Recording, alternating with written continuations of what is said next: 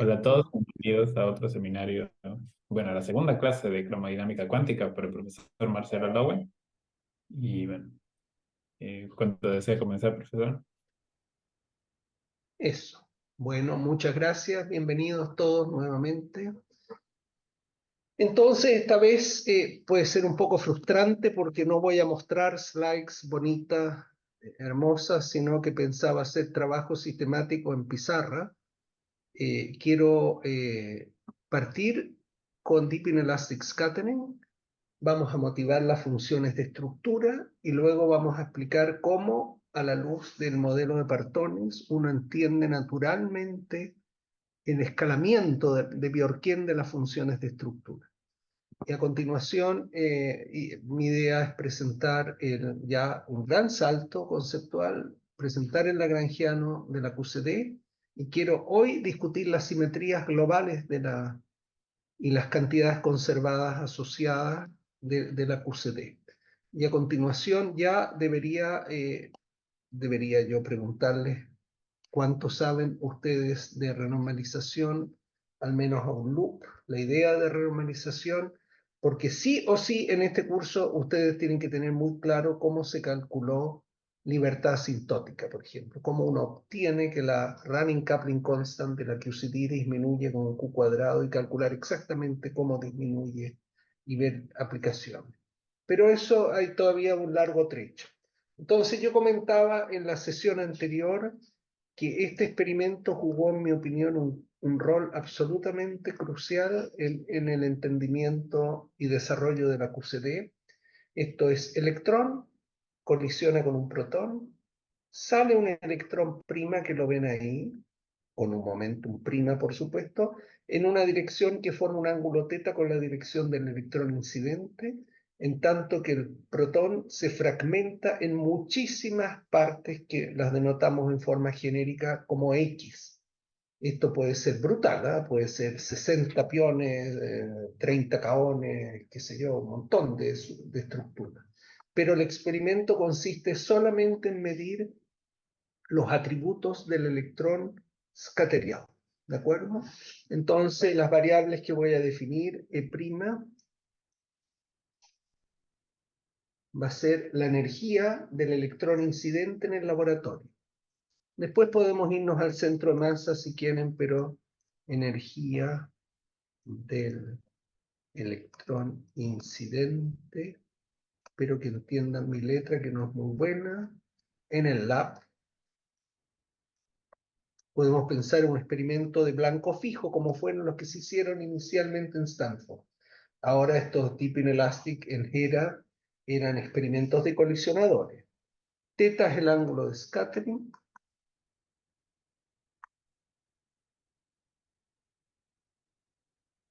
Camus, voy a definir un vector Camus. Por definición, va a ser el vector E, K. Es el impulso, es el momentum, el cuadrimomentum del electrón incidente. ¿De acuerdo? Este es un momentum K. Y el K' va a ser el momentum del electrón emergente, que por supuesto está con otra dirección, el trimomentum. Y finalmente K' mu, entonces esto es electrón incidente. Y finalmente defino K' mu, el cuadrimomentum del electrón emergente, que es E', K vector. Pmu va a ser el impulso, el cuadrimomentum del protón, que en el centro de masa, en el laboratorio va a estar en reposo, así que va a ser simplemente MP, 0. Impulso del protón o cuadrimpulso del protón. Estas son las variables cinemáticas que aparecen acá. P sub F va a ser el momentum de todas las partículas que he anotado acá formando parte de X. este impulso de todos los hadrones emergentes. Esto pueden ser cientos de hadrones, dependiendo del Q cuadrado que transfiere el fotón. Impulso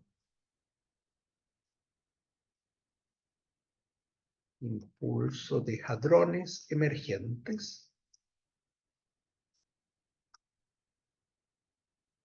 En fin, ¿qué otra variable necesito? Qmu. Ese es el cuadrimomentum del fotón, ¿de acuerdo? Cuadrimomentum del fotón. Estoy suponiendo que este experimento se realiza por interacción electromagnética, o sea, esto es un fotón.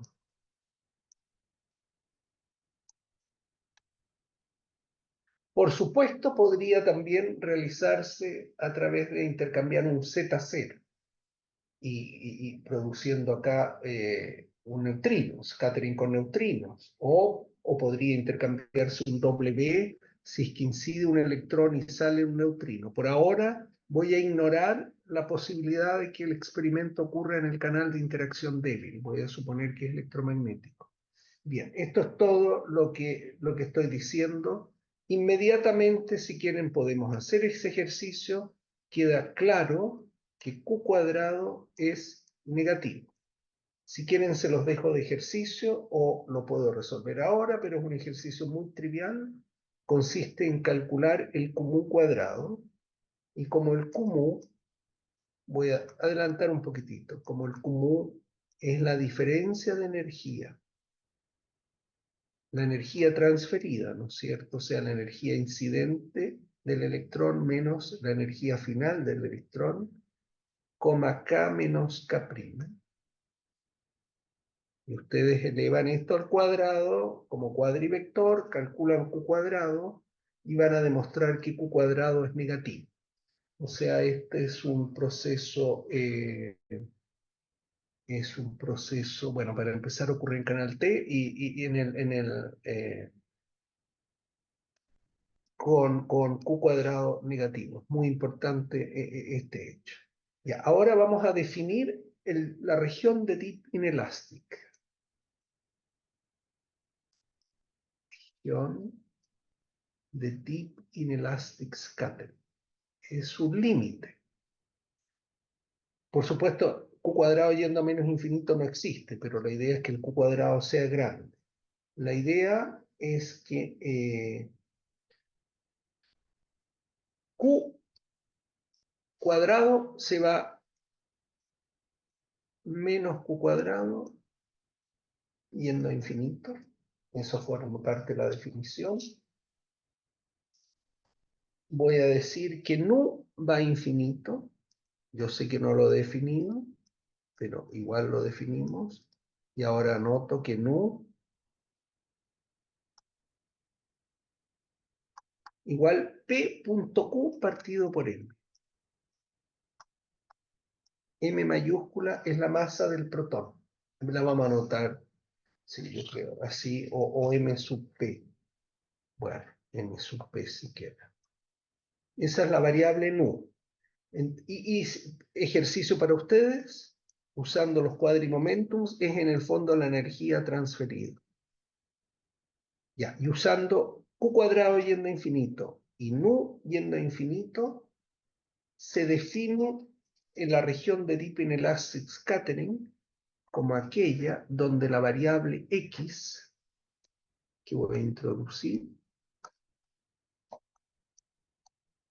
esta variable lleva el nombre variable de Bjorken,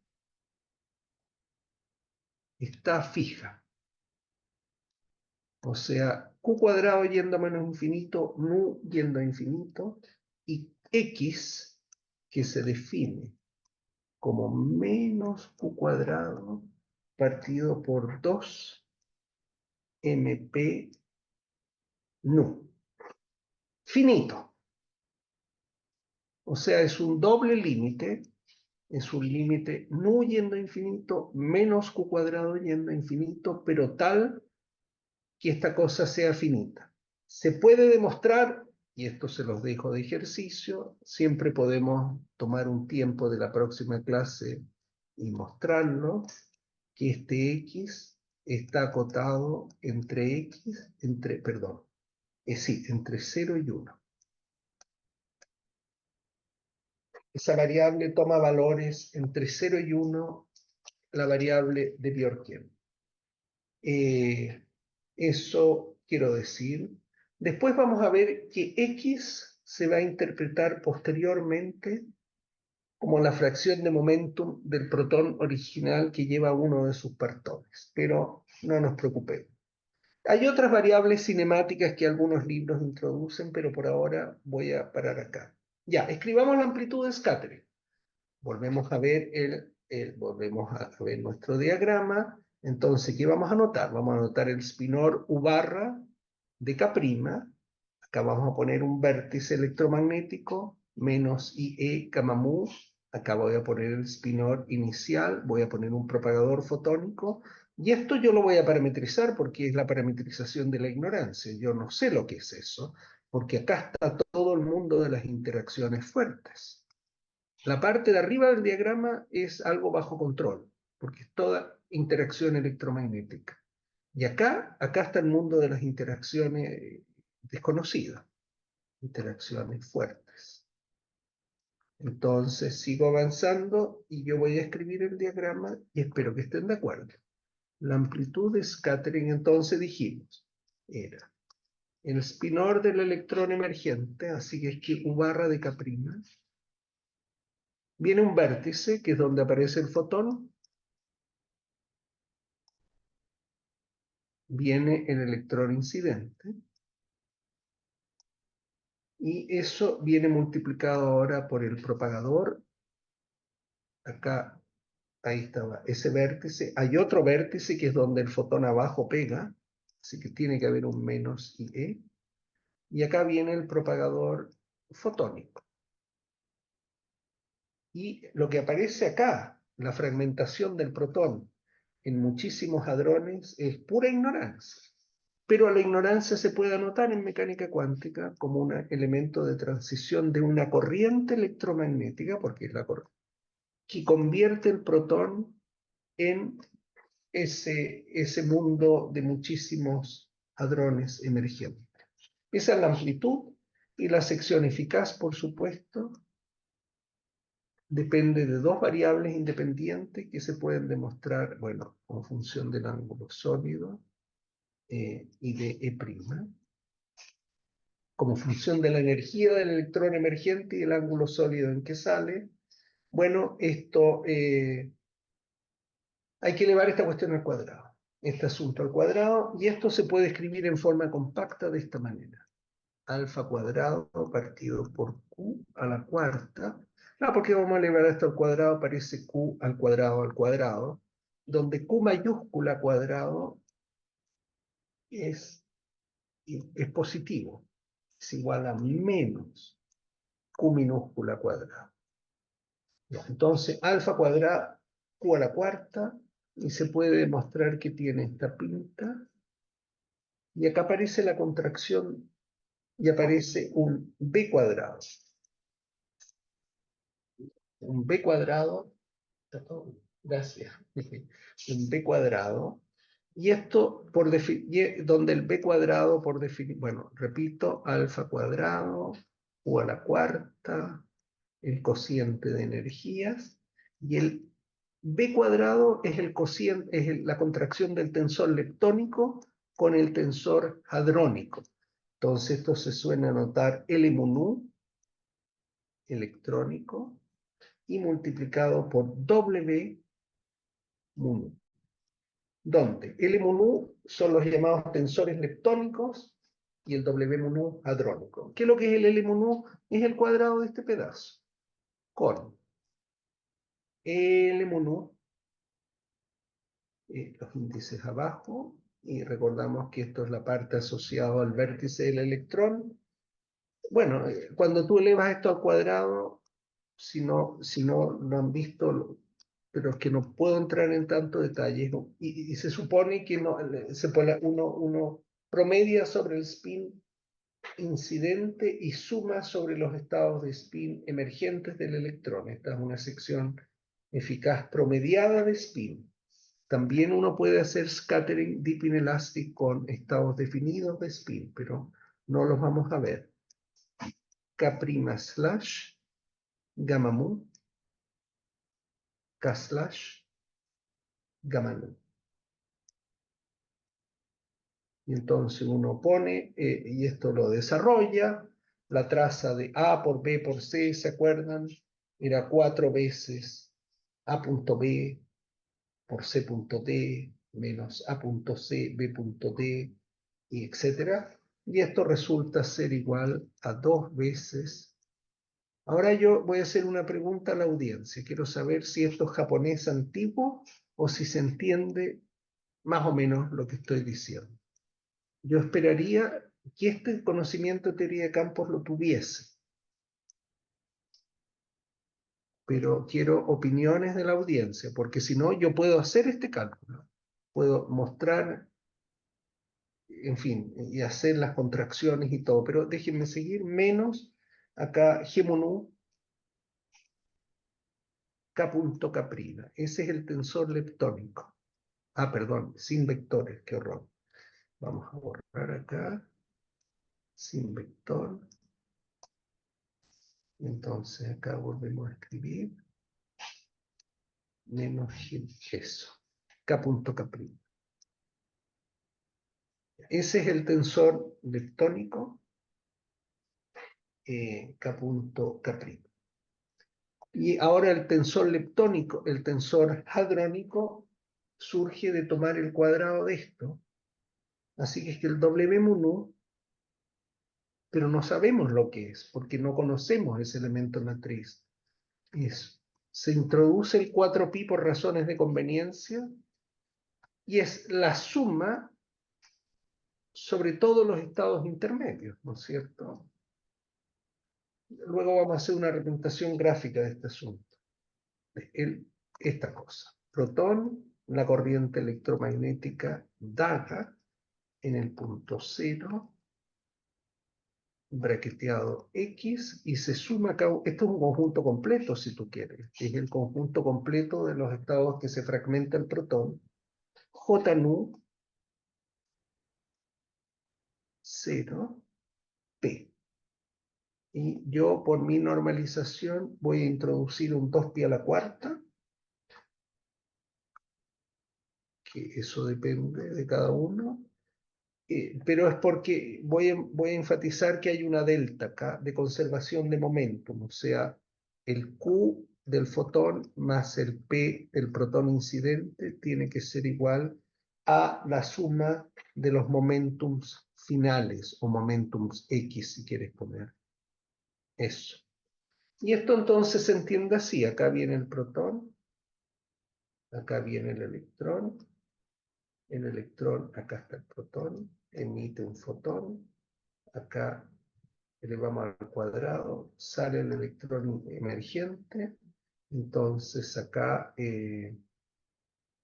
acá todo esto se fragmenta, y entonces acá se reconstituye el protón, por así decirlo, y lo que estoy haciendo es calcular la parte imaginaria de este diagrama. Entonces por eso aparece, en fin, estoy sumando sobre todo los estados intermedios. Entonces, este J mu es la corriente electromagnética, que por supuesto es hermítica, y que es responsable este J mayúscula mu de la parte hadrónica. Acá yo, si ustedes quieren, puedo calcular el cuadrado de la amplitud, sumar sobre los estados de spin, promediar y mostrar que tienen esa forma, pero por ahora lo podemos dejar a voluntad de ustedes. Si quieren, lo hacemos como un ejercicio, mostrar que efectivamente la sección eficaz de Deep Inelastic Scattering se puede escribir como la contracción del L mu nu E con el W mu nu. Entonces, esto es la parte del L mu nu, y esto es la parte del J mu nu, del W mu nu, que es una pura ignorancia, porque no sabemos qué es lo que estamos diciendo. Yo creo que eso por ahora lo dejo. Se ¿Profe? puede, sí, Yo Dime. tengo una duda. ¿Podría volver a explicar los términos del tensor hadrónico? El tensor hadrónico se define como el cuadrado de este elemento de matriz. Mira, te lo voy a escribir explícitamente para que lo veas. Acá vamos a esta paginita, acá. Entonces, el W menú, eh, acá yo lo... Sí, el W menú es esto. Es 1/4pi, esto es irrelevante, pero lo notamos. ¿Qué es lo que es? Sumar sobre todos los estados emergentes hadrónicos, lo que yo llamaba X, de P, porque es el cuadrado de la amplitud que yo anoté, J mudada,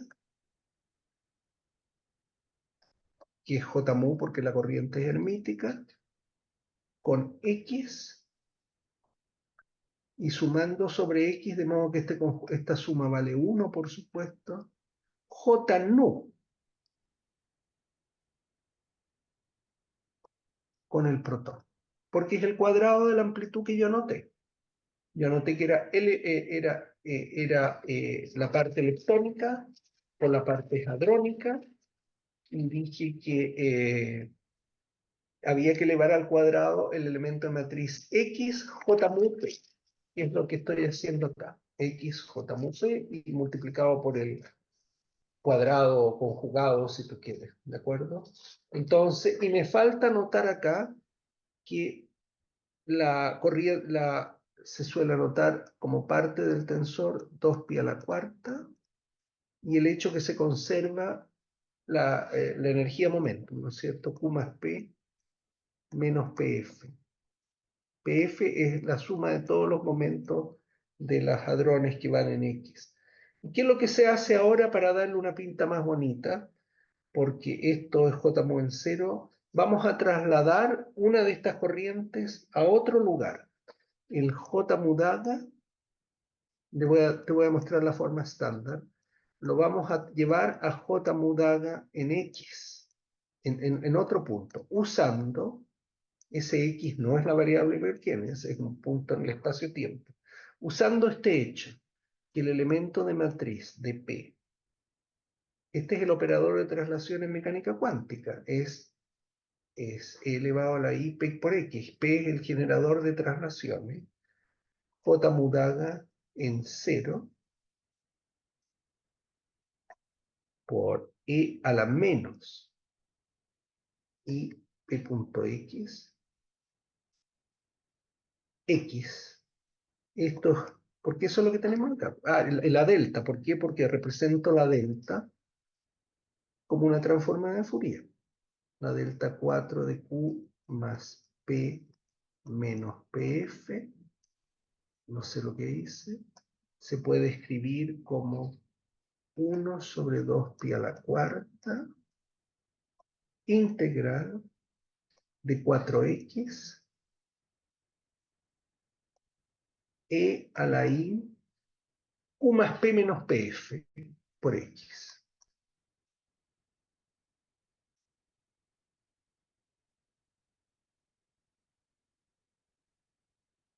Entonces, esa delta la reemplazan por esta transformada de Fourier, va a quedar una integral de 4x, por supuesto, pero va a quedar e a la i px y va a quedar e a la menos ipx, y eso lo braquetean de este modo acá adentro, y entonces esto es, por definición, han trasladado la corriente al punto X, así que es que esto es P J mudaga X en el punto X, usando la delta de conservación de energía.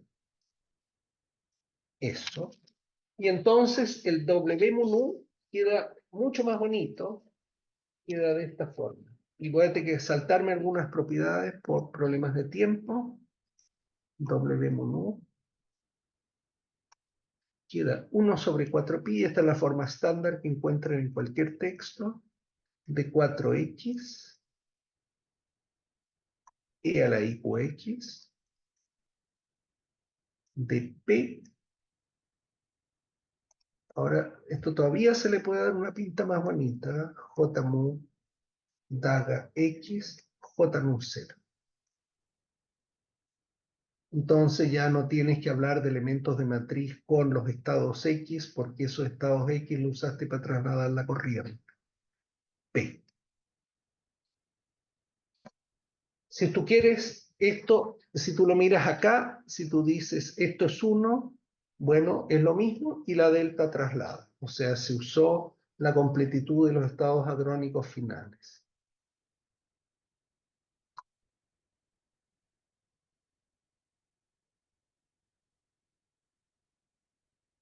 Muy bien. Ahora hay otro ejercicio. Ejercicio para ustedes. Todos estos ejercicios, creo que los apuntes que redactó Norero, mi alumno en ese tiempo, algunos de estos ejercicios están resueltos. Pero se puede probar lo siguiente. Se puede probar que pueden reemplazar este elemento de matriz por este elemento de matriz. El conmutador de las corrientes, porque este es el producto de las corrientes, por J mu daga X conmutador J nu 0 P. Y ustedes dirán, bueno, si yo desarrollo este conmutador, veo J mu daga X, J nu 0, ¿qué es lo que tenemos ahí? Perfecto. Pero el conmutador agrega J nu 0, J mu daga X. Bueno, se puede demostrar que el elemento adicional no tiene soporte, no contribuye. Y entonces, en realidad, el tensor hadrónico es el conmutador de las corrientes electromagnéticas de esta forma. Pero, en fin, se puede mostrar que esto es así. ¿De acuerdo? Y entonces, acá tienen un braqueteo entre forward, es un elemento matriz del protón en el protón, de este conmutador de las corrientes. Y entonces se puede mostrar que el W mu nu, el tensor hadrónico, es simplemente la parte absortiva de la forward Compton scattering amplitude. O sea, W mu nu, todo estos ejercicios, mostrar que eso se reemplaza por eso.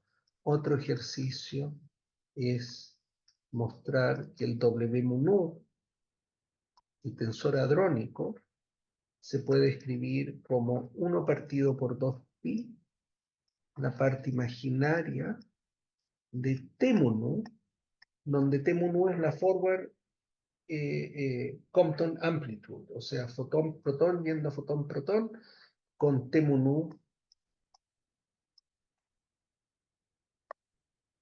igual I de 4x, e a la I x.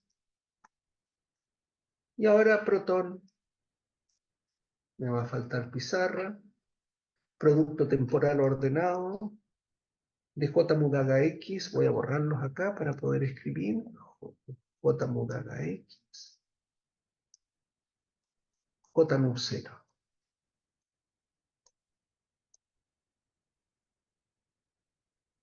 Protón.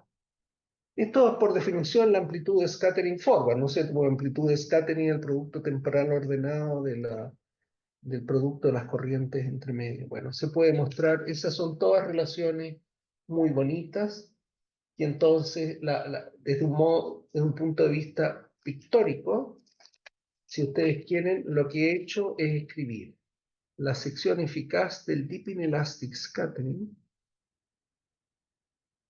electrón-nucleón, es una suma sobre estados intermedios del elemento de esta cosa al cuadrado, del diagrama que yo dibujé.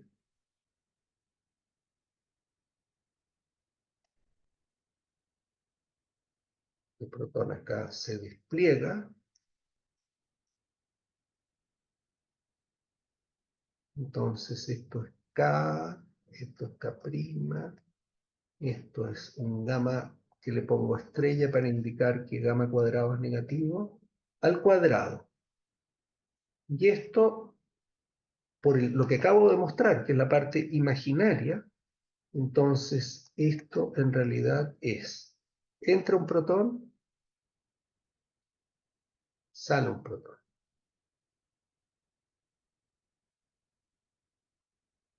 El protón entre medio se fragmenta.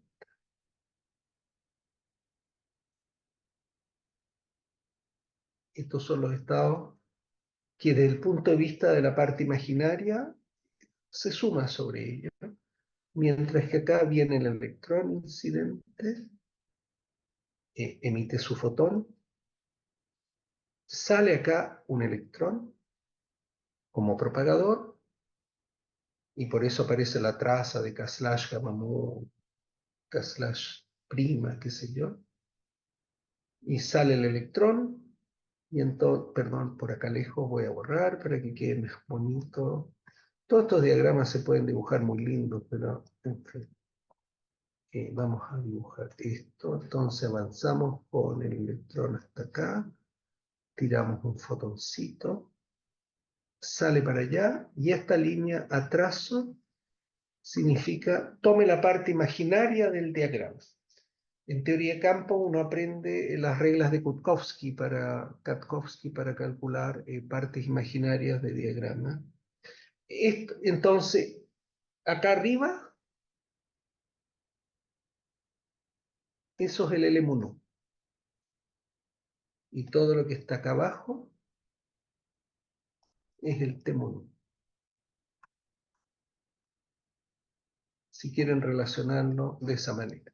Bien, entonces ahora hay muchísimas relaciones interesantes que uno puede obtener, pero usando la cinemática que yo les dije para el electrón sale formando un ángulo teta con el trimomentum. Entonces se puede demostrar, y esto es lo que siempre se usa, que la sección eficaz tiene esta pinta.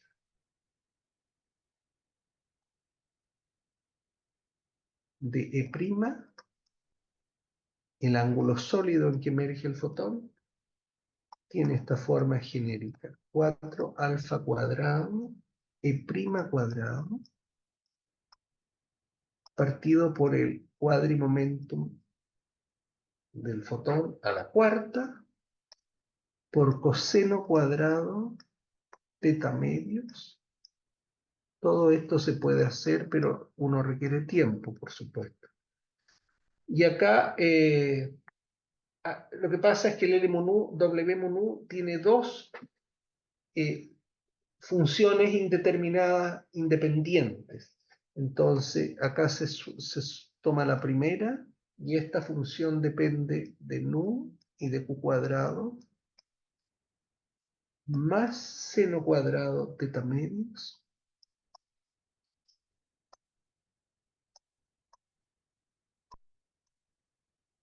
por 2 veces W1, que depende de nu, q cuadrado. ¿Qué es lo que son W1 y W2? Son lo que se llaman las funciones de estructura o constantes de estructura. La idea es lo siguiente, que el L-MUNU por el W-MUNU, la contracción del tensor leptónico con el tensor hadrónico, si ustedes lo hacen, tienen todos los elementos, pues tienen el L-MUNU está escritito, el W-MUNU ya está escrito,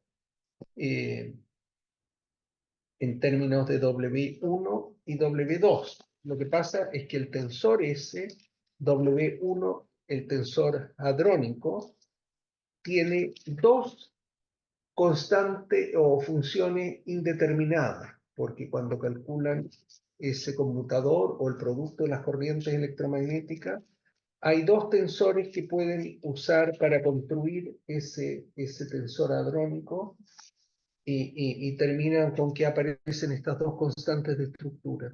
Bueno, esto lo podemos hacer. Yo todos estos ejercicios los puedo hacer, pero por ahora no los voy a hacer porque si no, no voy a terminar nunca.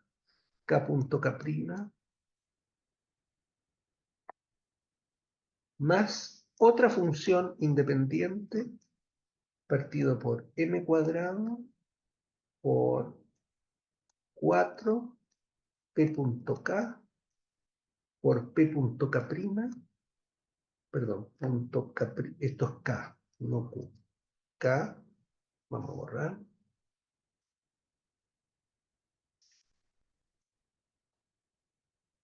p punto k dije, por p punto k prima. Eso, más W2, menos 2m cuadrado, esto se los puedo hacer, mostrar que efectivamente, ya, esa es la forma de la contracción y esta es la forma de la sección eficaz de scattering. Ahora, la cosa extraña que yo anuncié y que fue una maravilla de este experimento es que pudiendo la sección eficaz de scattering depender de W2 y W1, que a su vez dependen, porque estas son las dos variables cinemáticas independientes, la transferencia de energía y el momentum al cuadrado del fotón.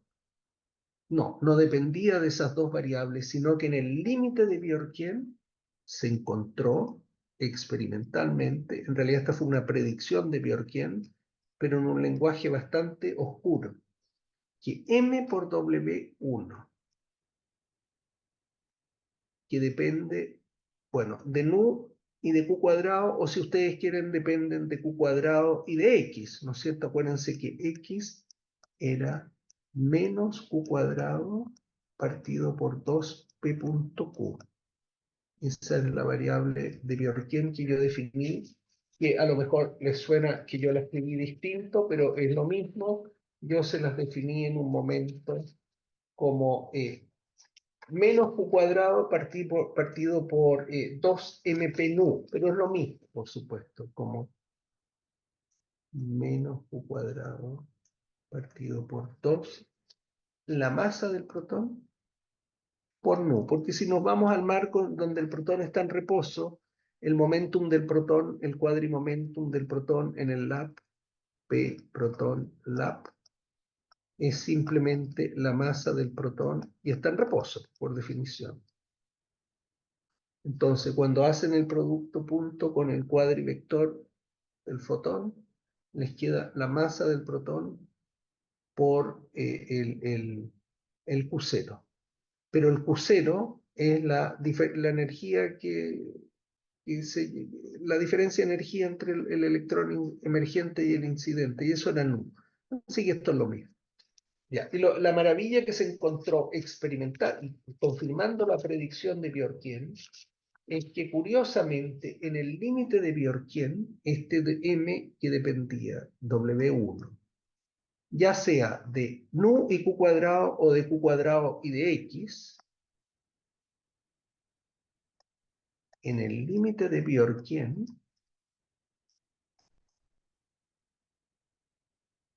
tendía en realidad a una función que vamos a llamar f1, pero que solo dependía de la variable x, no de ambas variables. Y nu w2 de x, q cuadrado tendía en el límite de Bjorken,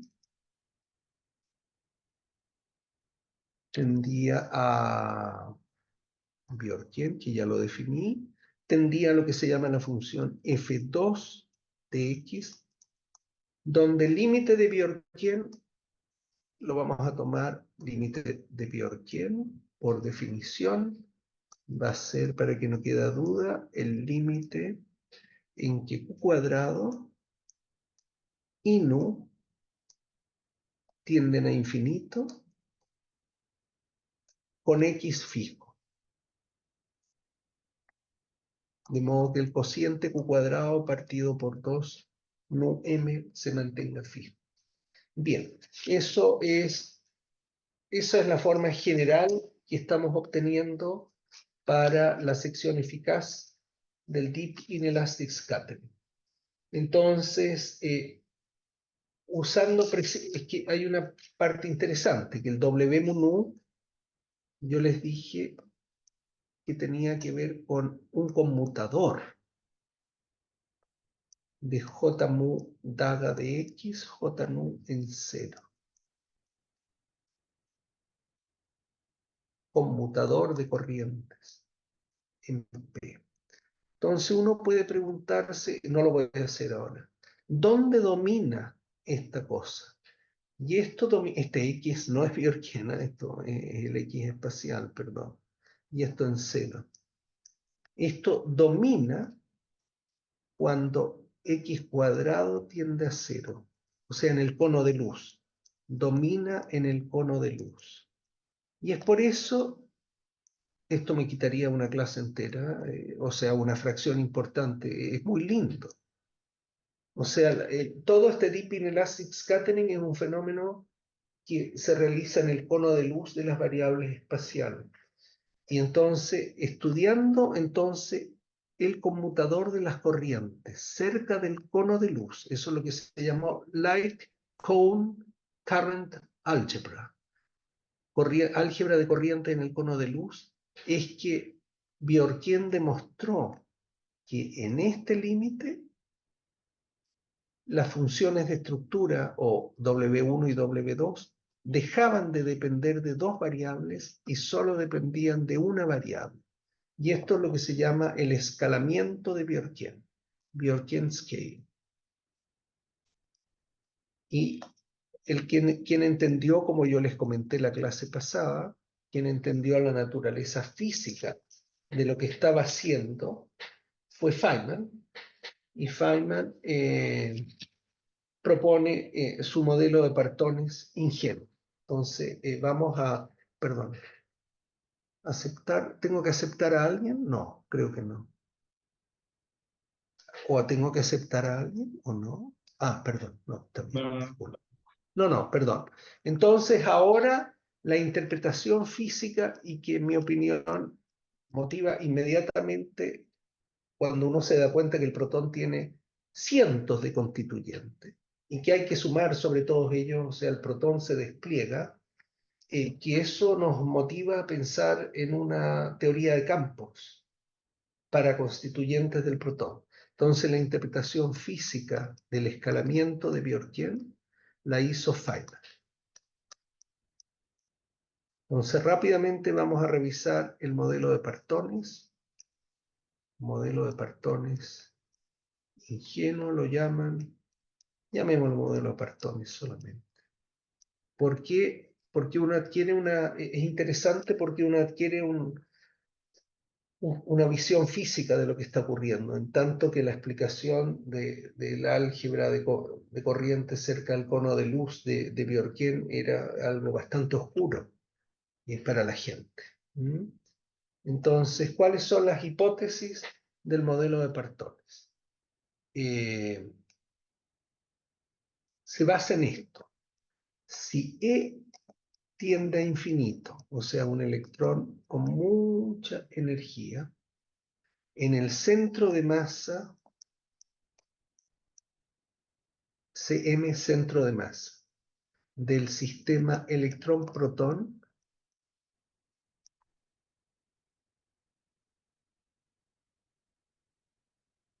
o sea, el protón también va rajado, ¿no es cierto? Porque si el electrón tiene una gran energía, incide con gran momentum, el protón, si estamos en el centro de masa, también va muy rápido. O sea, estamos hablando que el módulo, estamos pensando en ese marco de referencia. Entonces, fíjense que la vida media de los estados virtuales intermedios es muy grande. La vida media de los estados por la dilatación del tiempo, ¿no? De los estados virtuales. Los estados intermedios. La vida de los estados es larga, ¿de acuerdo? Es muy grande. Y entonces, y acá, sin embargo, el tiempo de interacción del fotón con el protón, esto es por puro Heisenberg, es del orden de 1 partido por Q cuadrado, en realidad de 1 partido por raíz de Q cuadrado, ¿no es cierto?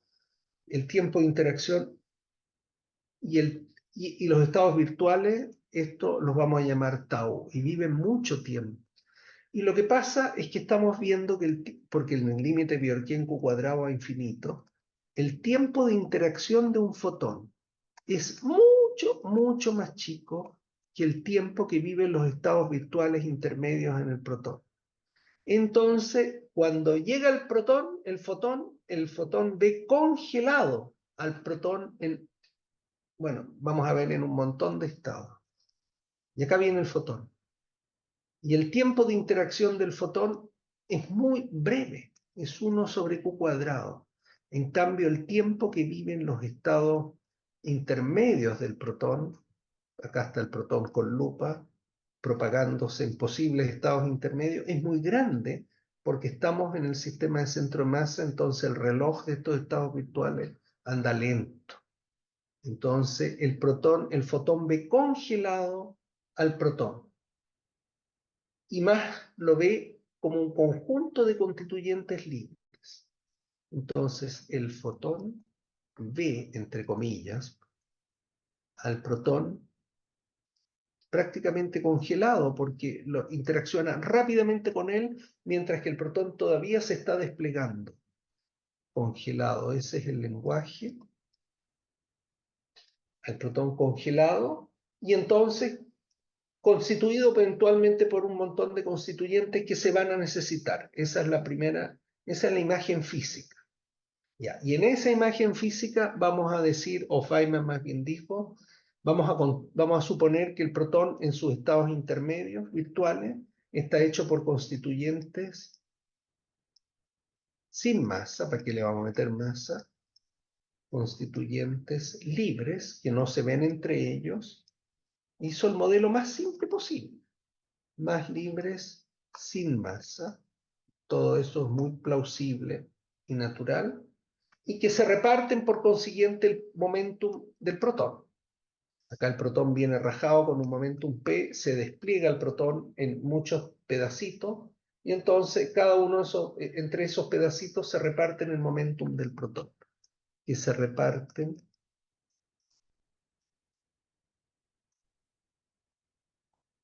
el momentum del protón,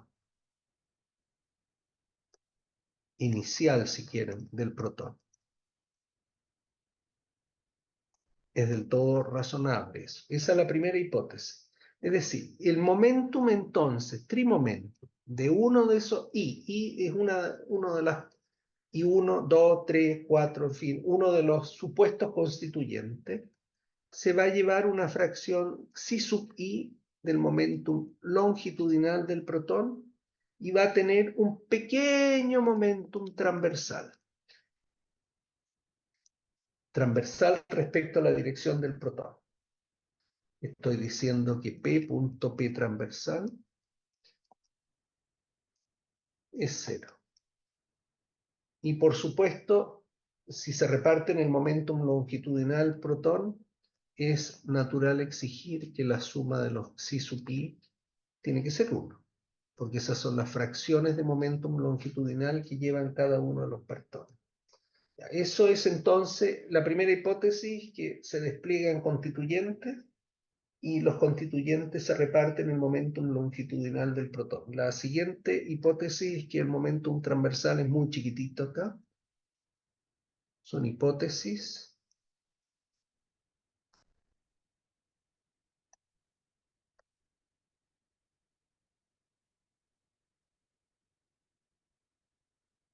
Y esto es consistente con toda la fenomenología que sabemos. Y la tercera, esto es TOS. Esto es TOS, perdón. Y la tercera hipótesis es que el fotón se escaterea en forma incoherente con estos constituyentes. No hay interferencia cuántica. O sea, la sección eficaz va a ser la suma de las secciones eficaces del scattering del fotón con los distintos constituyentes. Entonces, el fotón se escaterea, no me gusta esta palabra, pero en fin, escaterea en forma incoherente.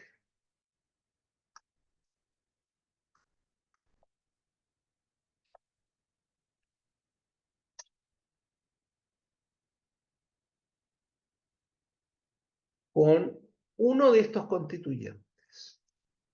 y la sección eficaz ha de ser, por consiguiente, la suma de las secciones eficaces.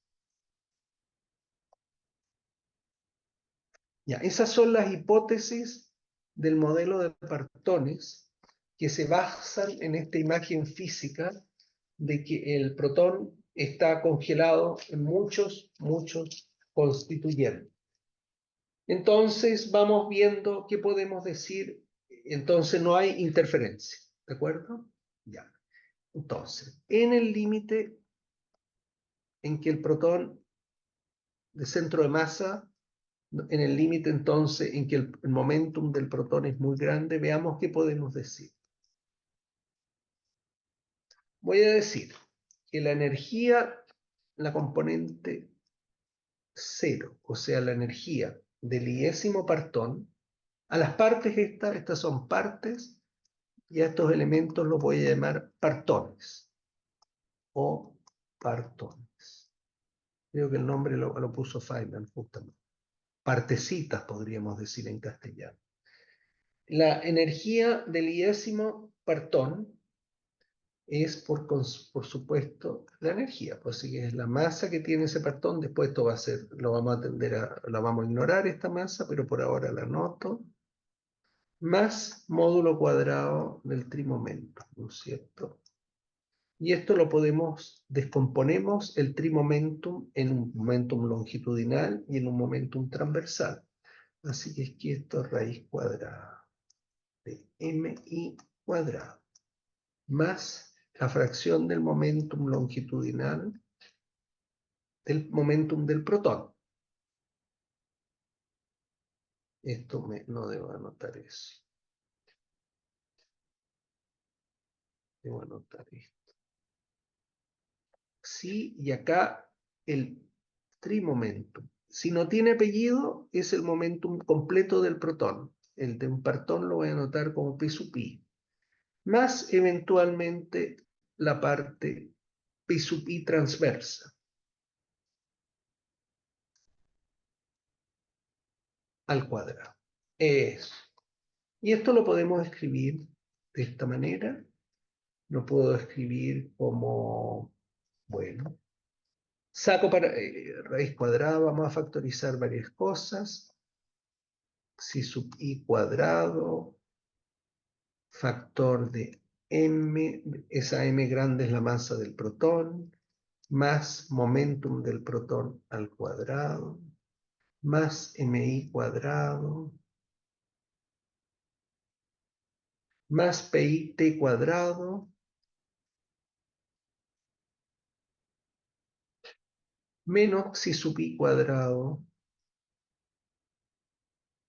Bien, eso es. Bueno, y todo esto, en fin, factorizan si sub i, y entonces esto es la energía del protón, Pn0. Eso lo factorizan para afuera y pueden probar en resumidas cuentas, usando que los otros términos son chiquititos, que la energía del iésimo partón es más o menos la fracción. Es como si se repartiera la energía del protón a su vez. Lo que se repartían era la fracción de momentum longitudinal del protón, pero fíjense que acá a leading order aparece eso, más corriente, más correcciones chiquititas, 1 partido por 2, si sub i, P0, y acá vienen correcciones que son pequeñas, porque son pi transverso cuadrado, menos si sub i, cuadrado. Este cociente es chiquitito porque el P es muy grande. Más mi cuadrado. En resumen, lo que quiero vender, la historia que quiero vender es que en el modelo de partones puedo justificar que el cuadrimomentum del iésimo partón es muy simple. Botando los términos de fracción psi de la energía del protón, no tiene momentum transverso, lo vamos a ignorar, y con una fracción longitudinal del momentum del protón. Esto es más o menos nomás, esto no es exacto, acá se votaron algunos términos. Y entonces esto es simplemente si supí por el momentum del protón. O sea, cada cuadrimomentum del partón es eso, y ahora ponemos que la suma de los si supí es 1. Esto es una restricción de consistencia. N el número de partones, que vamos a ver que no está fijo, puede ser infinito si quiero. N es el número de partones. Entonces, en este lenguaje, donde la sección eficaz es suma de secciones eficaces con cada partón, se repite el ejercicio anterior, pero ahora sumamos las secciones eficaces no con protones, sino con partones. Y entonces hay que introducir este objeto. Voy a introducir F y N, dependiendo de Xi sub I. Esto va a ser la probabilidad o densidad de probabilidad, como quieran, más bien es densidad, probabilidad, de que el iésimo partón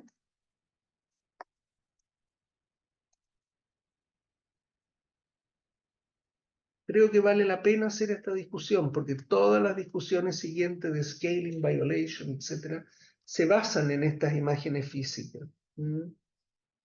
Pero si están aburridos, nos saltamos esta cuestión y vamos a cosas más formales. Tenga un impulso longitudinal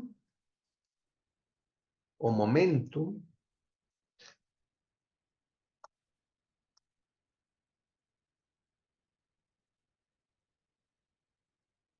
psi y veces P.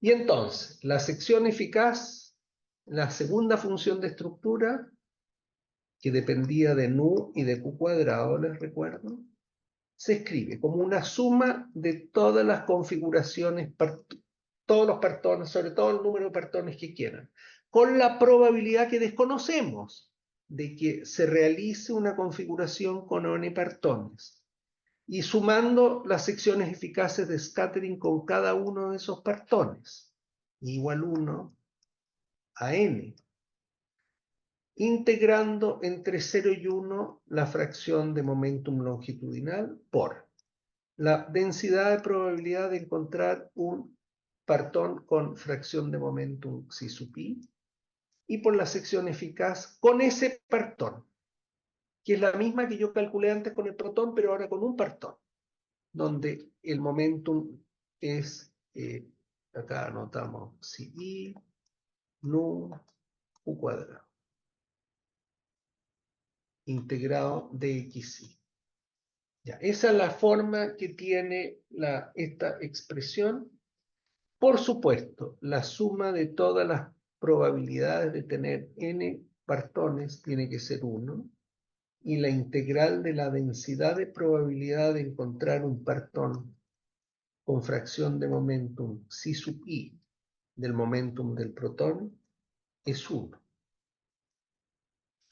Bien, y entonces, jóvenes, ahora se puede hacer un cálculo, que hay que calcular esta sección eficaz. Estoy horrorizado viendo mi reloj, así que es que por ahora yo se los hago, esto va a estar en las notas que yo les envío. Lo que pasa es que uno puede calcular la sección eficaz, y ocurre la sección eficaz en el canal S y en el canal U, como ustedes aprendieron en teoría de campo, y cuando uno calcula esa sección eficaz, uno lo que encuentra, muchos pasos, uno encuentra que la sección eficaz de q cuadrado o de nu, bueno, tiende a, que dependería de dos variables, en realidad tiende en el límite de Bjorken, tiende a un montón de cosas, términos acá, canal S, canal I constante, pero por suma de UI cuadrado, X, esa es la variable Bjorken, por FIN, que depende solo de la variable Bjorken. O sea, naturalmente emerge acá el escalamiento en forma absolutamente natural, pero no lo voy a hacer ahora porque necesito más tiempo. Entonces acá, en fin, este fue el modelo Partone, que tuvo un montón de éxito y tuvo una universalidad también. Se usó también en aniquilación electrón-positrón. En aniquilación electrón-positrón, si bien esto se motivó en Deep Inelastic, en electron-positron annihilation, o sea,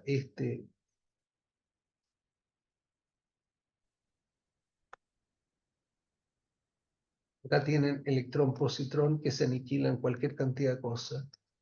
Entonces esto podría ser aniquilación en un partón, claro. Entonces esto se calcula y se compara con los datos experimentales y no está nada de mal después en varios escenarios, pero créanme que no tengo mucho tiempo porque lo que me interesa es llegar a QCD.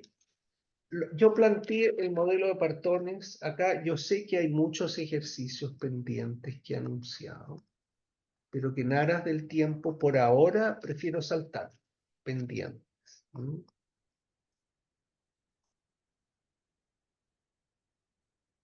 Bien, entonces ahora, ¿cómo es esta historia del protón constituido por infinitos partones o muchos partones?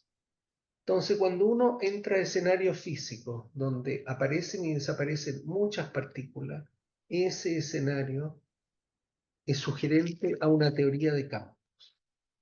Entonces, esto sugiere una teoría de campos subyacente. Y la teoría es QCD. Yo di las motivaciones la clase pasada para la existencia de un grado de libertad oculto en cada sabor de quark, que toma 3 valores posibles, y le pusieron nombres fancy como de color. Y después vinieron, ya lo vimos, Gell-Mann,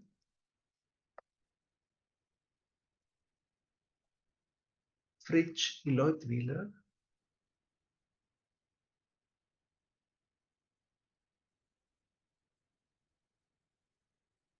y propusieron una teoría de gauge no abeliana basada en el grupo SU3 de color. Ahora yo tengo algunas dudas. Si ustedes saben de teorías de gauge, y en particular de teorías de gauge no abeliana. No, he escuchado muy poco hoy día a nadie teoría de gauge. O sea, esta es una idea, la teoría abeliana de gauge fue propuesta por Weyl, Hermann Weyl, que mostró que uno podía obtener el lagrangiano de la electrodinámica partiendo del lagrangiano de Dirac para electrones libres, imponiendo una invariancia local U1 de gauge. Entonces, Weyl lo hizo la teoría U1 local de gauge, que yo supongo que lo saben, local de gauge. Entonces, él partió con psi barra de slash menos m psi, el lagrangiano libre de la electrodinámica, de electrones nomás. Y dijo, hagamos una transformación de gauge, donde el psi pasa a e elevado a la i alfa psi, y el psi barra spinor conjugado, por supuesto, pasa a spinor conjugado e a la menos i alfa. Si alfa es una cantidad global, si alfa no depende de x, alfa constante, entonces obviamente este lagrangiano es invariante y hay una corriente conservada, que es la corriente, en fin, hay una corriente, que es la corriente psi barra gamma mu psi, es una corriente conservada. Pero, ¿qué pasa? Porque es poco natural pensar que la fase tiene que ser constante, porque yo tengo que transformar con la misma fase un electrón en la Tierra y un electrón en la Luna. yo tendría derecho a pensar que el alfa se promueve a una alfa función de X. Entonces, este alfa, perdón por la interrupción, si este alfa depende de X, entonces se fue a las pailas, se destruyó la invariancia del lagrangiano, porque aparecen términos con las derivadas. Entonces, sin embargo, Weil dijo, bueno, vamos a forzar una invariancia local 1 porque es el grupo de la fase, y eso se logra al precio de introducir un campo a mu de X que compense las variaciones que induce esta cosa, que compense. Y bueno, y ahora no tengo tiempo, el lagrangiano que se llega es psi barra, ahora, perdón, igual no, d slash grande, menos m psi. Y hay que agregar, no pregunten por qué, hay que agregar algo de este tipo, donde esté el tensor leptónico, el tensor de Maxwell típico, de mu a nu menos de nu a mu al cuadrado, ¿sí? Y donde d slash ahora es la derivada covariante, es de mu menos i a mu. Y entonces, oh sorpresa, apareció la electrodinámica cuántica como un requisito o como una consecuencia de exigir invariancia local U. Ya, esto fue muy lindo y el año 54 vinieron Young y Mills y extendieron la idea a una invariancia local SU2.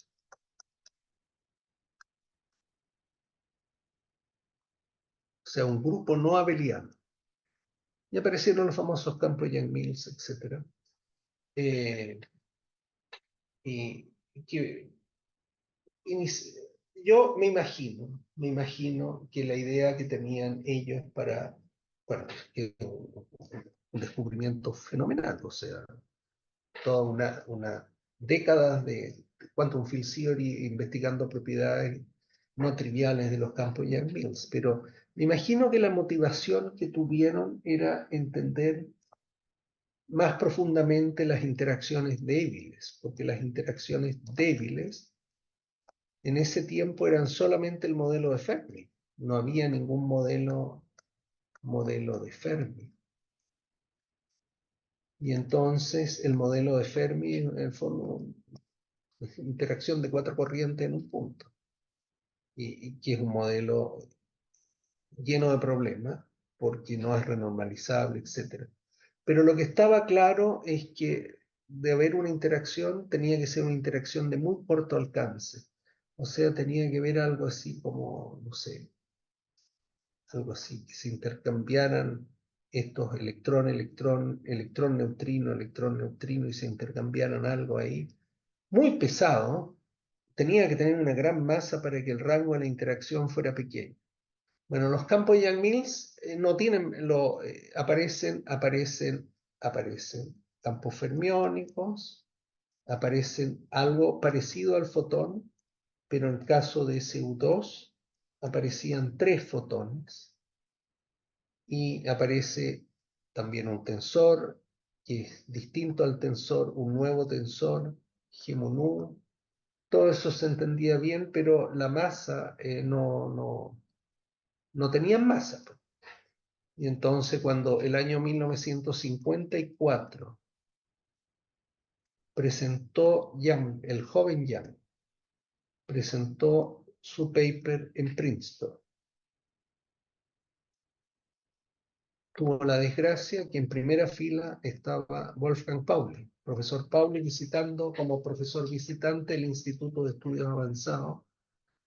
Moriría poco tiempo después, murió el año 58 de cáncer al páncreas. Bueno, Pauli estaba ahí y yo tengo el feeling de que Pauli debe haber pensado estos problemas, porque inmediatamente se paró y preguntó, ¿y qué va a hacer con la masa? ¿Cómo va a generar la masa? Porque no es cosa de agregar jóvenes, no es cosa de agregar m cuadrado w mu. Claro, eso sería la forma trivial de agregar masa. Este término no es gauge invariant. Entonces, ¿cómo se agrega una masa de modo que el lagrangiano siga siendo localmente seguro invariante? Esa cosa, la pregunta era muy adelantada, po, si eso se llama el mecanismo de Higgs ahora. Faltaban por lo menos 10 años de intenso desarrollo de la física. Y entonces Young estaba desesperado con la pregunta, imagínense el tremendo interlocutor que tenía, y empezó a decir, bueno, que este es un problema muy difícil, y que tiene, que habría que... Y lo interrumpió abruptamente Paul, y todo esto está documentado, y le dijo, mire, su ignorancia no es justificativo para que usted haya venido a dar este seminario hoy en día. Con lo que el pobre Jan quedó absolutamente noqueado, tuvo que sentarse, y el chairman de la sesión era Oppenheimer, que era en ese tiempo el director del Instituto de Estudios Avanzados. Y Oppenheimer tuvo que intervenir y tranquilizar a Young y dirigirse a Pauli y rogarle que por favor no interrumpiera más a este joven durante el resto del seminario. Y si bien Pauli obedeció, todo el resto del seminario estuvo manifestando, haciendo gestos de desagrado, moviendo la cabeza. Así que esto lo cuento porque es sorprendente, que esas fueron las circunstancias en que vio su debut o su presentación en sociedad, uno de los papers más trascendentes, o sea, agarrado a palos desde el comienzo.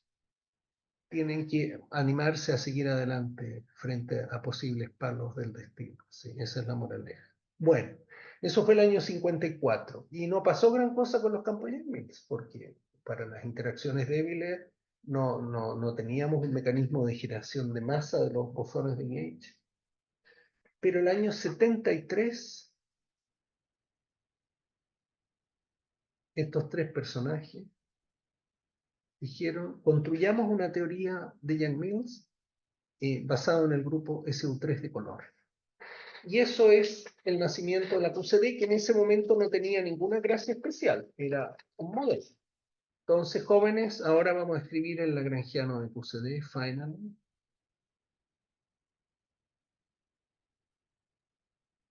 Se define así.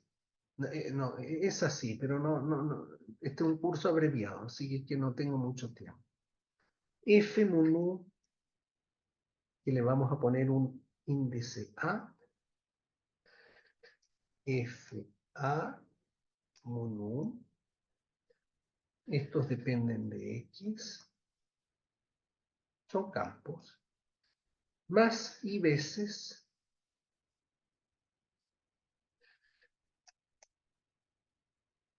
esta es una suma sobre sabores. J igual a 1 a N. Sobre el quark U, el quark D, el quark S, todos los que comenté en la clase pasada. Psi J alfa ponemos acá. Depende de X. Acá ponemos un gamma mu. Y acá ponemos una derivada covariante hermosísima de mu, que va a tener ese índice alfa y otro índice beta acá. Y acá va a aparecer el spinor del quark, este es del antiquark, o del spinor adjunto, beta de X. Ya voy a decir lo que es la derivada covariante. Después viene el término de masa. Se suma nuevamente sobre sabores. Todo esto lo voy a dejar anotado. MJ.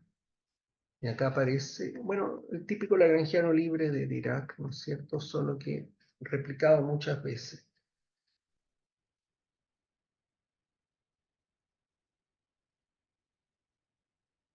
Más cosas que vamos a definir en la próxima clase, que se llaman términos de fijación de Gauge. Gauge fixing. Y más términos de Fadejev-Popov. Que para esta altura de la discusión es un detalle técnico, más Fadejev-Popov. En fin, la notación, ahora esto no es nada. Alfa y beta, que son los índices que llevaban los spinores, que son los campos de quarks, van a ser índices de color.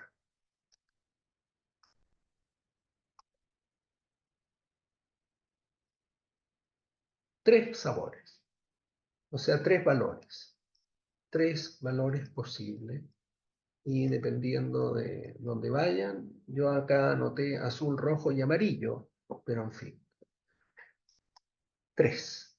Cambio J corre sobre el número de sabores, es un índice de sabor.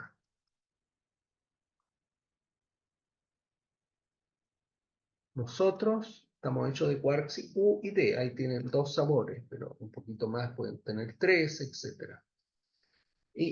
Ya, eso es, y ahora el tensor esto tiene una interpretación geométrica sumamente linda, pero no tenemos tiempo para discutirla. Y tiene que ver con el transporte paralelo del campo en un circuito cerrado. De mu, W mu, W mu, y este es el índice A, que es el mismo índice A que puse acá. A toma valores de 1 a 8. Eso hay que decirlo. A, ¿por qué? Porque es el número de generadores del grupo. El grupo SU3, SUN tiene n cuadrado menos un generador, y luego SU3 tiene 8. Y este campo, estos son los campos de gauge, y por cada generador del grupo hay un campo de gauge. Menos de nu, W, A ponemos de nuevo, mu. Hasta ahí sería como la electrodinámica 8 veces, pero no. La gracia de los campos Yang-Mills es que aparece esta cosa. Acá aparece algo que voy a definir pronto, que son las constantes de estructura del grupo. W mu, B, W nu, C.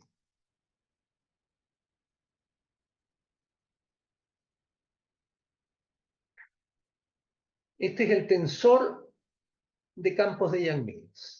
Y los W se llaman campos de Yang-Mills y en nuestro caso se llaman gluones. Me queda definir qué es lo que es esta derivada covariante. Y con eso tenemos desplegado ante nuestros ojos el lagrangiano de la QCD. Entonces, esa derivada covariante se define de este modo. Bueno, se las anoto al tiro y después explico lo que quiero decir. De mu, la derivada covariante alfa beta, con índices alfa beta, es delta alfa. Acuérdense que alfa y beta son los índices de color, 1, 2, 3, o azul, rojo y verde. Delta alfa beta por d mu, o sea, esa es la derivada ordinaria, sin que cambie el color. Delta alfa beta d mu. Y la gran novedad es que aparece acá aparece una coupling, siempre aparece una coupling, que es la misma coupling que aparecía en el tensor gluónico. Acá se suma sobre los generadores del grupo. A corre de 1 a 8. Y acá aparecen unos bicharracos que se llaman matrices de Gelman, que son matrices de 3×3. Entonces, A con índices alfa, beta, y que multiplican a los campos gluónicos. Esa es la derivada covariante, donde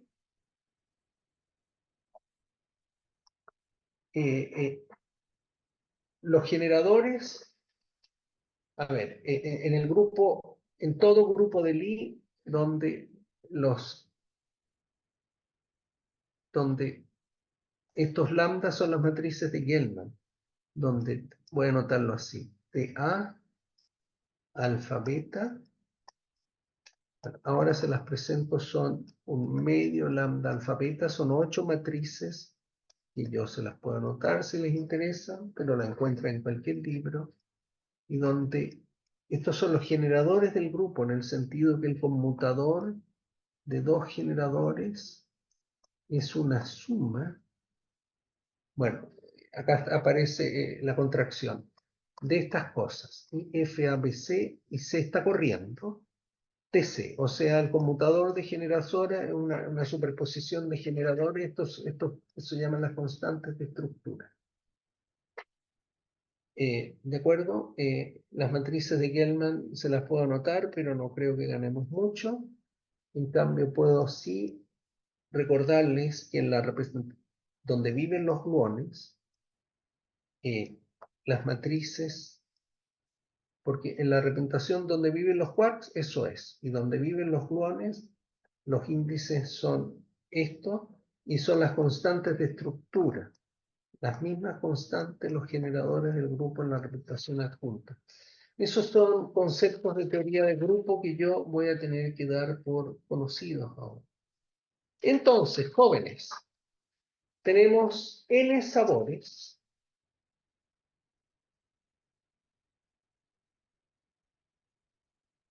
En principio hay N masas arbitrarias. Por cada sabor, una masa. Y eso QCD no lo fija. Para QCD, arbitrarias. Para QCD, la masa es un parámetro libre. Es un parámetro, ustedes hacen lo que quieren con eso. N masas MJ, corriendo con el número de sabores, y G, una Kaplan. Y conocemos el vértice y conocemos el lagrangiano. Del lagrangiano vemos inmediatamente los distintos términos que aparecen. Que yo sugiero, porque si no tengo que escribir mucho, estaban anotados en la transparencia que yo di la clase pasada. Yo voy a subir en todo caso mis notas de QCD para que ustedes vean desplegados los distintos términos que aparecen en el lagrangiano. Yo no voy a hablar mucho de eso, salvo indicarles que los vértices, o sea, las interacciones entre los campos que participan, son los siguientes. Hay un vértice de un gluón con un quark de índice de color beta, índice de color alfa, este entra, este sale, y acá entra un quark con índice de color A, índice de Lorentz mu, y acá se anota I, G, gamma mu, lambda, que corre de 1 a 8, alfa, beta. O sea, en vez de poner I, E, gamma mu, que es lo típico en la electrodinámica, anotan, aparecen estos generadores. ¿De acuerdo? Aparece ese vértice, que lo leen directamente del lagrangiano. Aparece esto. Y eso es QCD replicada, si ustedes quieren, pero la magia de las teorías de Gauge nobeliana es la aparición de este vértice. Un acoplamiento directo de tres gluones que no tiene análogo en la teoría electromagnética, porque en la teoría electromagnética los fotones no se acoplan entre sí, se acoplan vía un loop electrónico, o sea, hay scattering fotón-fotón yendo a fotón-fotón, pero por un loop electrónico intermedio. No hay acoplamiento directo de fotón. En este caso no es así, en este caso los gluones sí se acoplan directamente. Y esto tiene una expresión que no la voy a anotar, esto es mágica, esta expresión. En fin, entonces acá tienen un gluón de color B, índice mu, acá tienen un gluón de color C, índice nu, acá aparece la Kaplan, y acá aparece A, índice de color A, y parámetro lambda o rho de Lorentz. La estructura del vértice es complicada por la regla de Feynman porque es un acoplamiento derivativo, involucran las derivadas de los campos de Yang-Lewis. Eso, de los gluones. Acá hay un montón de elementos de teoría de grupo que por ahora podemos saltarnos. Y yo creo que ya podemos comenzar a estudiar las simetrías globales del lagrangiano de la QCD, que era el tema que yo quería desarrollar hoy. Ya tenemos el lagrangiano, Se le puede dar una forma más fancy, más elegante, pero por ahora no puede leer en mis notas, y yo voy a subirle. Entonces lo que quiero estudiar ahora son las simetrías globales del lagrangiano de Poiseuille. Que lo volvemos a simetrías globales, o sea, acá son transformaciones que no dependen del espacio, son simetrías globales del LQCD. Quiero saber si a esta altura del partido hay preguntas, porque nos queda 29 minutos de clase y me he saltado mucho, es mucho el material, pero yo creo que les va a gustar conocer cuáles son las corrientes conservadas globales, porque tienen un significado físico bien, bien profundo. Entonces, vamos a ver, no veo ningún comentario. ¿Hay algo en el chat? Ah, hay algo en el chat. A ver, vamos a ver el chat. Chat. Chat dice, Creo que ¿quién puede ver sus mensajes? La grabación está habilitada. Saltar al último. ¿Qué hago con saltar al último? Oh, pero no sé qué hacer con esto. Yo prefiero honestamente que interrumpan y usen el micrófono y me pregunten, ¿no es cierto? Yo creo que eso es lo mejor, porque yo esto del chat no lo sí, sí, uso mucho. Ok, entonces vamos a estudiar las simetrías globales del lagrangiano de QCD. El lagrangiano de QCD, no lo pierdan de vista. Ahí está. Este es el lagrangiano. Esto es Faddeev Popov. Si usted quiere lo anotamos. Faddeev Popov.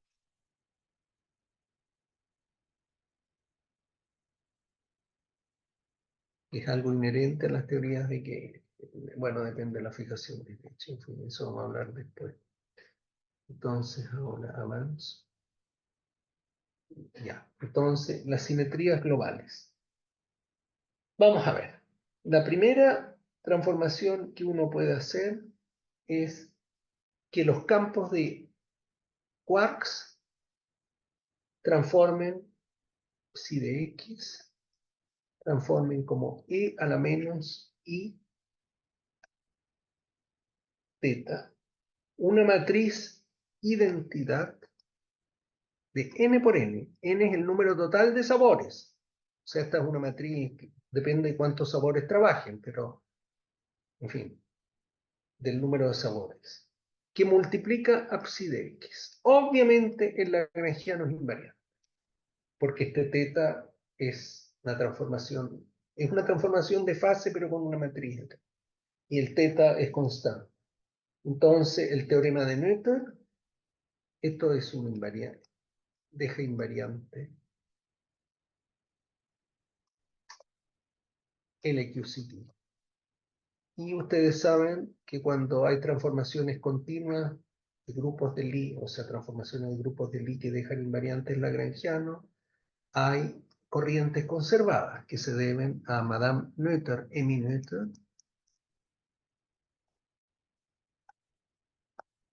fue la extraordinaria matemática que descubrió esta cosa. Entonces, asociado con la simetría 1 global, con el 1 global, con esa matriz de n por n, existe la siguiente corriente conservada. Se puede probar, pueden calcular la variación de esta corriente 0. Se suma sobre los campos de quarks, el número de sabores, es como n veces la corriente vectorial normal.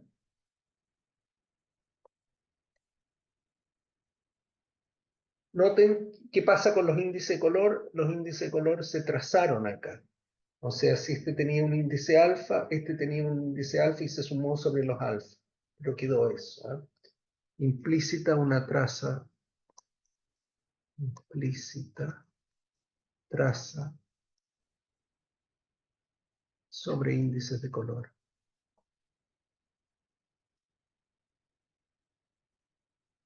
Muy bien. Ya, y esta corriente se conserva. Se los dejo de ejercicio. Bien. Y ustedes saben que interesa no solo las corrientes, sino las cargas de las corrientes. La carga de la corriente se define como la integral espacial de la componente cero de la corriente. Entonces, ahora vamos a anotar la carga, y esta carga se llama número bariónico. Carga asociada B, que se define como la integral espacial de la componente cero de la corriente que acabo de anotarles. Y esta es la carga bariónica. Esto es carga bariónica, es un número sacrosantamente conservado en la física. Carga bariónica. Cuenta el número de bariones en un sistema. Hasta el día de hoy esto se conserva y se conserva. Entonces, esta carga bariónica se genera esta es la carga asociada al grupo 1 que yo acabo de comentar. ¿De acuerdo? Noten, eso sí sumo sobre todos los sabores, pero noten que si me quedo con transformaciones de fase 1 asociado a cada sabor, también se conserva, hay corrientes conservadas. Entonces, esto sería 1, 2. El QCD también es invariante.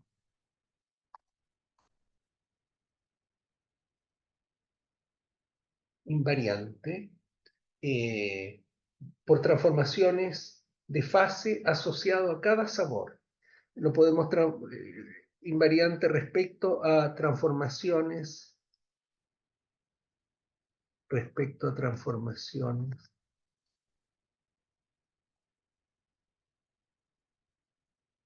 sobre cada sabor. O sea, lo explico al tiro. No suman sobre los sabores, sino que el J-ésimo sabor, el spinor de quark asociado al J-ésimo sabor, los quarks van a ser los partones finalmente. E a la menos I. Ahora, una fase que solo afecta a la J-ésima sabor, y los otros sabores no. Los otros los dejan tal cual. Esto es una transformación asociada a cada sabor. Entonces, esto nos quiere decir que los sabores individuales no cambian en QCD. O sea, el quark U no se va a transmutar en el quark U porque esto produce una carga bariónica, una carga ahora por sabor. Produce el equivalente a un B sub I, que sería la integral de 3x del J0. Acá es lo mismo que antes, pero sin sumar, ¿eh? Del J0 con el J, donde este es el índice de sabor. I, ¿no? JK. Y eso es porque en QCD los sabores no cambian, porque los sabores cambian en interacciones débiles, pero en QCD el quark U sigue siendo quark U toda la vida, puede pasarle cualquier cosa, pero cambia el color, pero no es. Bien, entonces tenemos eso, de modo que existe esta simetría global también. Un producto de un U1 asociado al quark U, cruz, un U1 asociado al quark D, cruz, bueno, el número de sabores que tengan. Hoy día sabemos que hay 6 sabores, pero en principio eso es lo que tendríamos. Entonces, conservación separada del sabor en las interacciones fuertes. Eso significa esta cosa. Ahora, ¿y qué pasa? Esta simetría se debe a la forma diagonal que tiene el término de masa en el lagrangiano. Entonces voy a anotar que se debe a esta forma.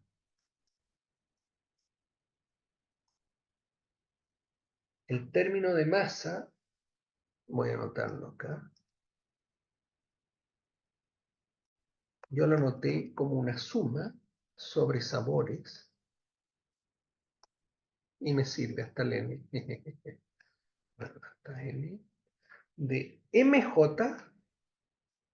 No puso una matriz no diagonal de masa.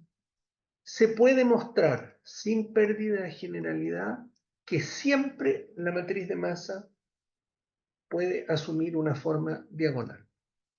No lo voy a hacer ahora. Eso se puede demostrar que siempre yo puedo hacer transformaciones y finalmente, o sea, esta es una matriz de este tipo, ¿no es cierto? O sea, acá está. Y acá es una matriz del tipo MU, MD, etcétera, todos diagonales, y acá el vector de sabores, ¿no es cierto? U, D, U bar, y acá U. Siempre, siempre, o sea, porque se puede diagonalizar la matriz de masa, es que existe esta conservación separada de sabor. Y finalmente, ahora entramos a las simetrías más lindas. Noten, si dos masas fueran iguales, estos cuatro, si dos masas son iguales, o sea, dos sabores tienen igual masa. Por ejemplo, supongan que el quark I tiene igual masa que el quark J. Entonces aparece una nueva simetría. El QCD posee una simetría mayor que el producto de los unos que ya mencioné.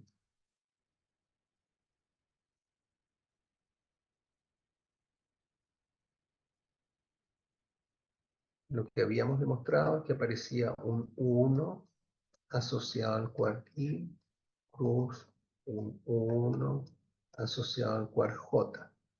Muy bien, eso aparece. Pero en este caso, lo que pasa es que tengo ahora un doblete, si sub I, si sub J, que en principio se pueden mezclar entre sí. Ahora hay una simetría SU2 de sabor que me permite mezclar a estas dos cosas, o sea, paso a un doblete prima.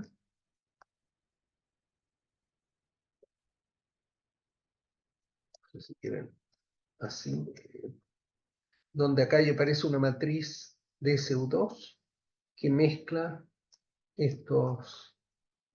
Ya, esta es la simetría de isospin. Esta es la simetría de isospin porque la masa del quark U es muy parecida a la del quark D. Entonces, efectivamente, acá aparece una simetría SU2 que era responsable de que tengamos un triplete de piones, un doblete de nucleones, etc. Entonces, si todas las masas fueran iguales, que no, por supuesto no es. O sea, esto funciona muy bien para U y D. Y ahí tenemos simetría de esos pins. Si yo tengo U, D y S, ahí entramos a los octetos y decupletos bariónicos que yo mencionaba en la clase pasada, que es una simetría del orden del 20% nomás, sino peor. Pero si todas las masas de los quarks de los distintos sabores fueran iguales, tendríamos una simetría SUN, que por supuesto no existe. Ya el SU4 cuando se descubrió el charm es espantoso, si todas las masas son iguales. Fueran iguales, implicaría una simetría SUN, que no existe, por supuesto, porque las masas son brutalmente distintas. Muy bien, eso es muy interesante. Tendríamos una simetría SUN de sabor. Y las cosas más interesantes y sorprendentes, porque conducen a statement muy profundo, tienen que ver con qué pasa si ignoramos alguna masa. Supongamos que las masas se anulan.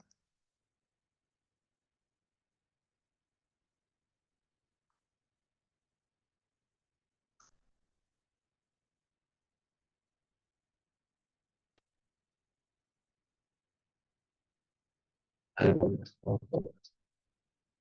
MJ igual a 0, donde J son sobre sabores.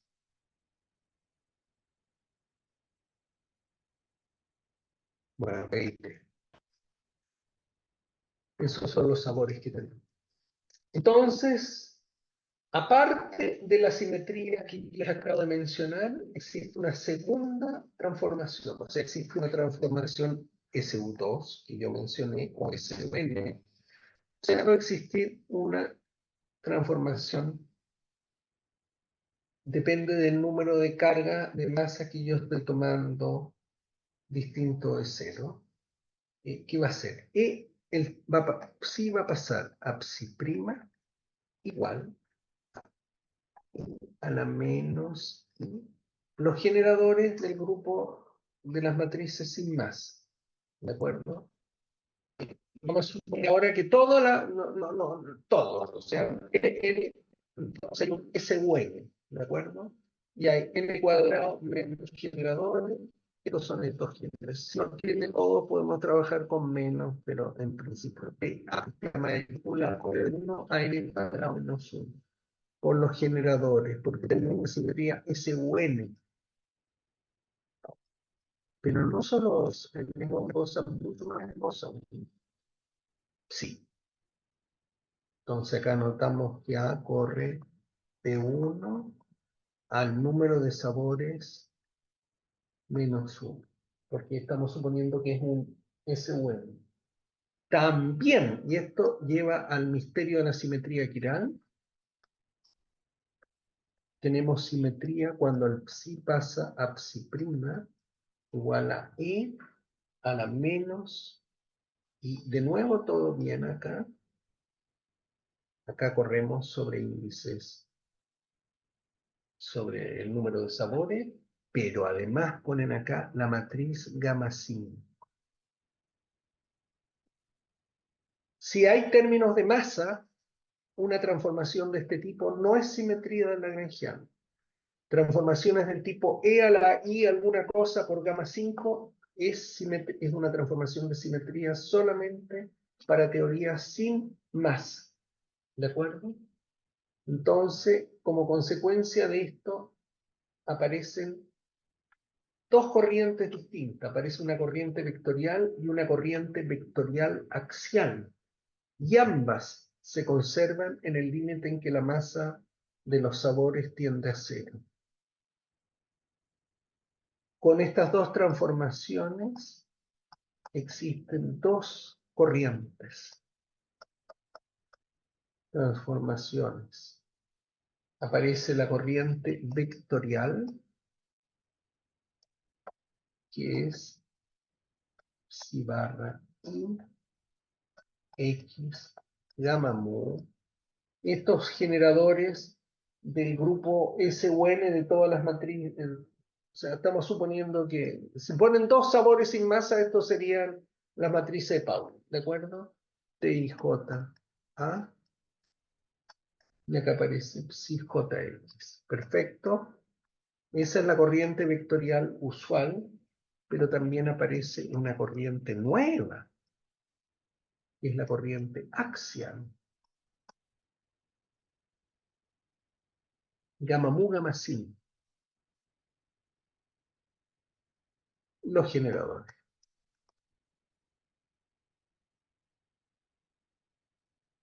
Ambas corrientes se conservan. Ambas corrientes se conservan. Insisto, este A es un índice, estamos suponiendo que hay dos masas, dos quarks sin masa, tres quarks sin masa, cuatro quarks sin masa de P. Y a lo más vas a llegar, entonces, el número total de generadores, si todos no tienen masa, que tampoco un límite, por supuesto, físico, es n cuadrado menos 1.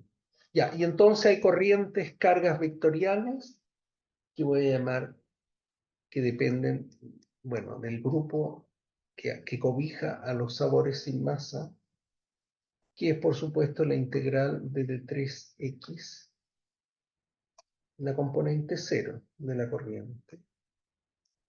Tiene un índice, por supuesto, que depende de cuántos sabores no tienen más.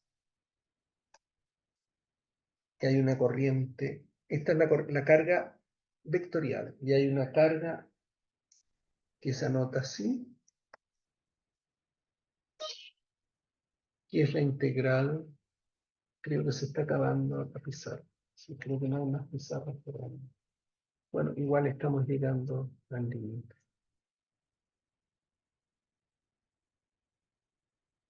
Y aquí estoy anotando esto más que ver. De x, t. Esta se conserva. O sea, en el tiempo, dqa a dt igual a dqa 5. A dt igual a 0. Son cargas conservadas.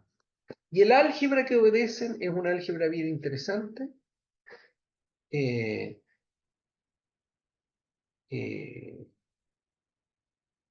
Después vamos a ver otros límites, que es esta álgebra. Yo creo, y esta es el álgebra, qué sé yo, SU2 cruz SU2, que aparece en lagrangianos quirales cuando se desprecian las masas de los quarks U y D. Aparece esta álgebra que, como yo la estoy escribiendo, es muy fea. QA, QB es IFABC, la constante de estructura de ese grupo, del grupo de sabor de las masas sin, de los sabores sin masa. Aparece, perdón, y ahora si yo hago QA con QB5, la carga axial, entonces esto también aparece IFABC QC5. Y finalmente si hago el conmutador de QA 5 con QB5,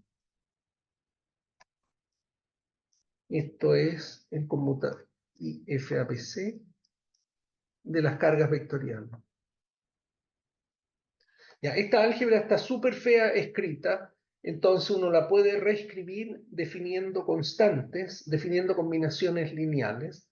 Entonces se define mejor QLeft y QRight. Y les dejo de ejercicio. Se define como un medio de QA menos QB5, QA5. Esa es la carga QLeft. Y QRight se define como un medio de la semisuma.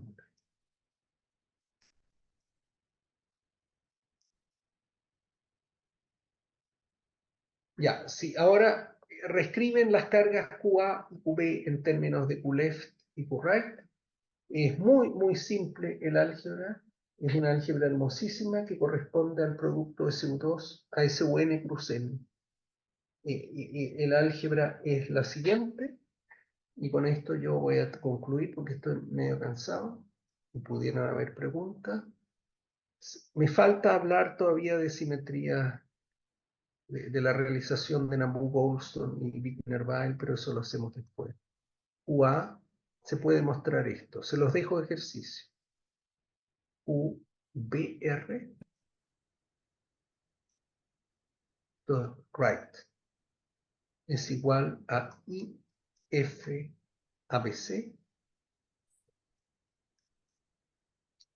right. Y el conmutador de QA, perdón, de QR con QL es igual al conmutador de QL con QR, es igual a 0.